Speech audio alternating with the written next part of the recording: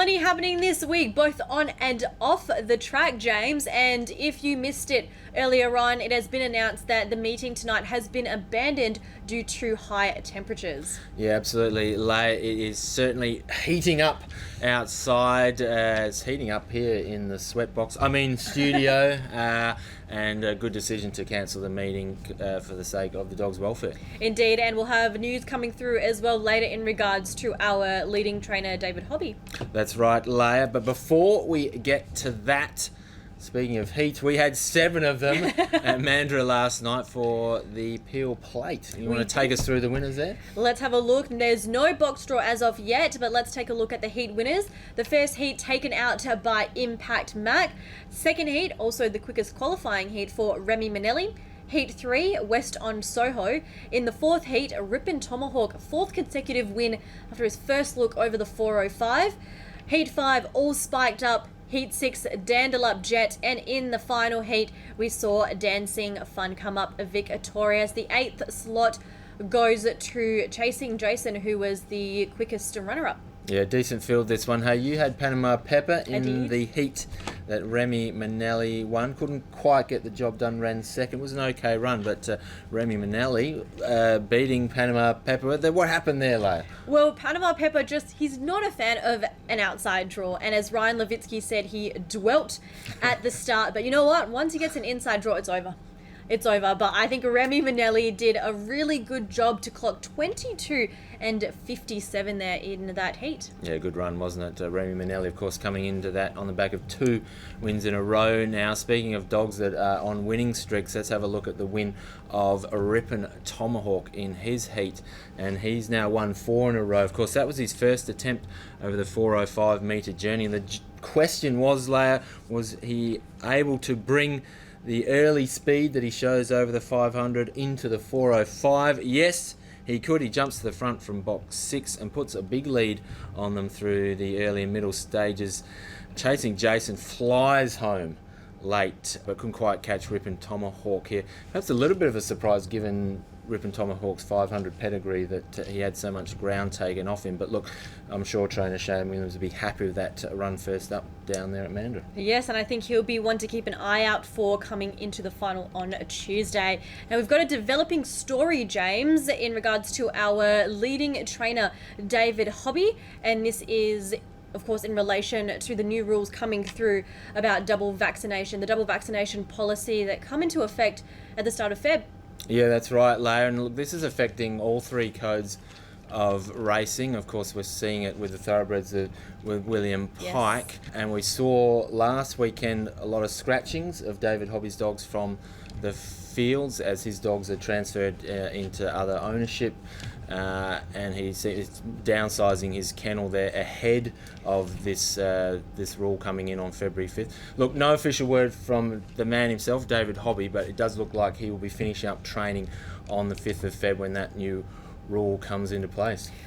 James, what sort of effect or impact do you think this will have on the industry? I mean, we announced the Track Star Awards just 2 weeks ago, and David Hobby took out both the Mandurah and Cannington leading trainer, and he had just over 300 winners. Right, well, he's been a big influence on WA greyhound racing for quite some time. He's had a very long career, but particularly of late, he has been huge.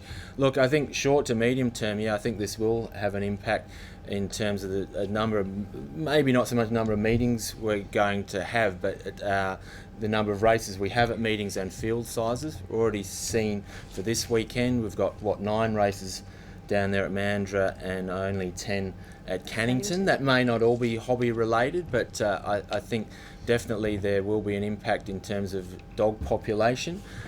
Likely that he will continue his breeding program. Whether those dogs stay in WA or go over east remains to be seen. But yeah, we are going to see less dogs around. Well, as you say, James, I'm actually quite curious to know who does take over ownership as well as training, and if any of those will be in WA. Right. Well, I think some will and some won't, but we'll have to wait and see. And look, this Hobby is the most prominent trainer. There may be some others that this will affect as well. We'll find out, I guess, over the next couple of weeks. Well, we will. Now, we are focusing our attention now to the Saturday meeting, and actually good job by Rawa there to preempt the weather conditions, seeing as they thought it's going to be a scorcher on Wednesday, and they moved the final of the Summer Maiden to Saturday. So if you missed out on that, the final of the Summer Maiden is now on Saturday.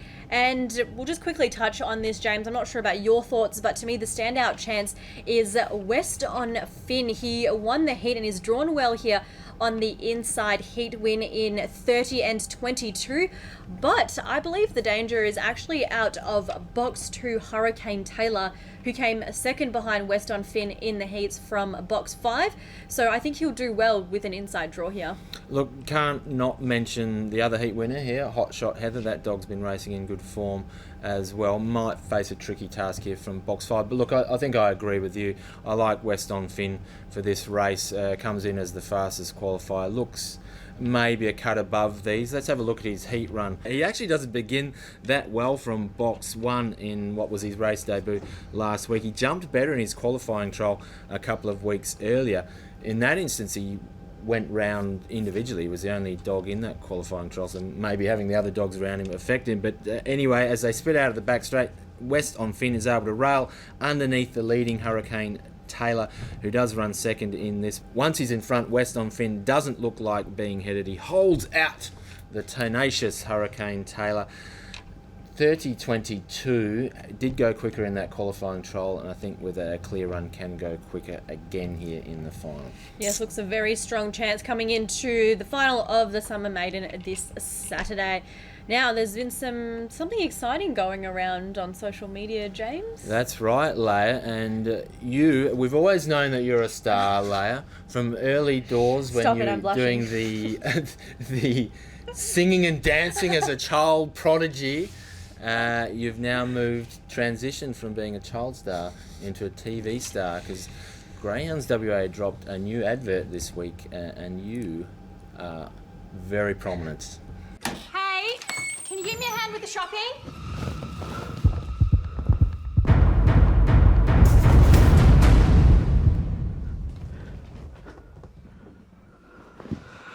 Stephen, my parents are going to be here in half an hour. What are we going to do? Have I got a tip for you? Greyhound racing. What?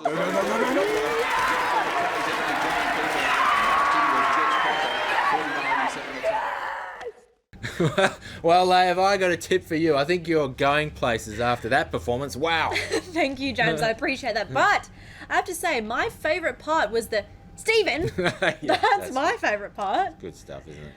Speaking of child stars, yes, I have an up-and-coming star for you, James. There is a little tacker going around, and I speak of Mackenzie Withers. She loves Stephen Kira Withers, Tommy of Shelby trainers fame, of Tommy Shelby, yes. And she's a big fan of yours. Well, I'm not sure if fan's the right word, but she loves to impersonate me. Whether it's me cheering on Panama Pepper or me running to the kennels. Oh, there's so much footage that we don't have, but we do have this footage of her impersonating me in the TV commercial. Have I got a tip for you?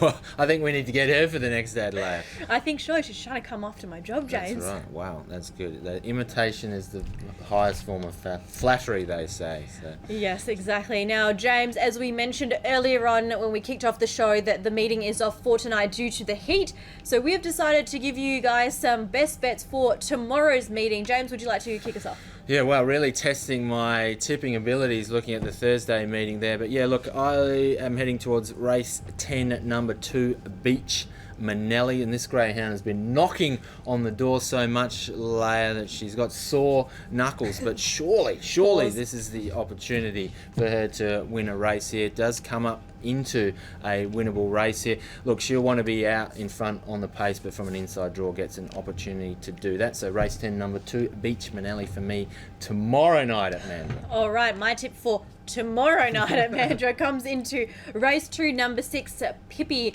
I really liked her maiden win in her last start. She also clocked a new PB there. She's quick at box rise, so if she gets a good start, which I'm confident that she will, she'll be a really good, strong chance in this. So race 2, number 6, Pippi is my best bet. All right, it's a 12-race card kicking off at 6:46 tomorrow night at Mandurah. Of course, as always, free entry. Yes, and no racing tonight, so we won't be seeing you on track tonight. Maybe tomorrow, and if not, we'll catch you next week on the show. Yes! Yes! Yes.